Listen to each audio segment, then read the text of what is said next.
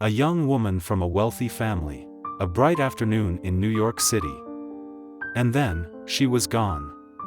Dorothy Arnold's disappearance is one of the most baffling mysteries in history.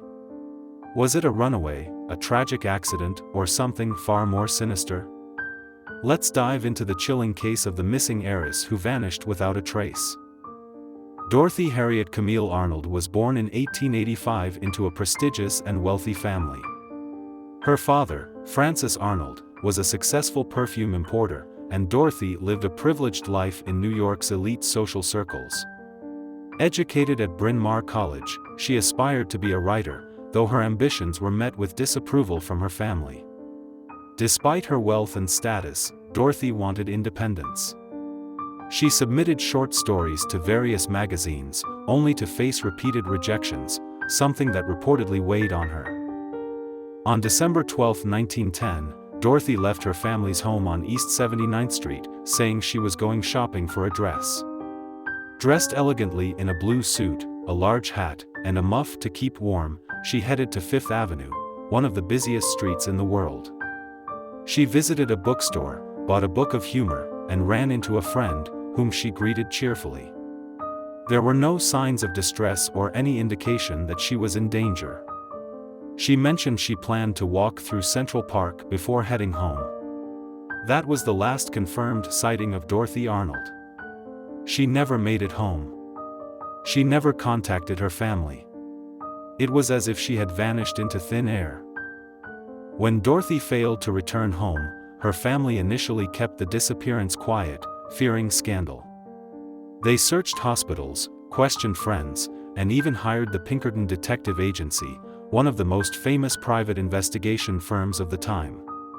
Yet no ransom note came, no sightings turned into leads, and no one could explain how a well-known woman disappeared in broad daylight in one of the busiest cities in the world.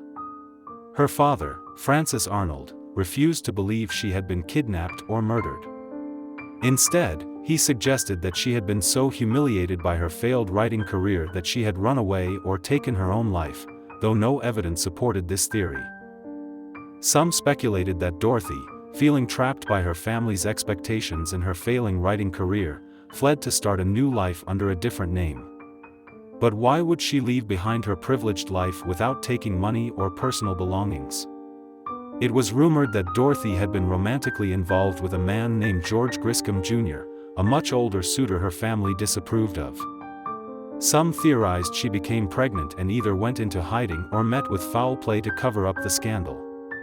Could Dorothy have been kidnapped, assaulted, or murdered? The police never ruled it out, but without a body or any sign of a struggle, no evidence supported this theory. Another possibility is that Dorothy suffered an accident, falling into an open construction site, a sewer, or the river. But with no remains found, this theory remains speculation.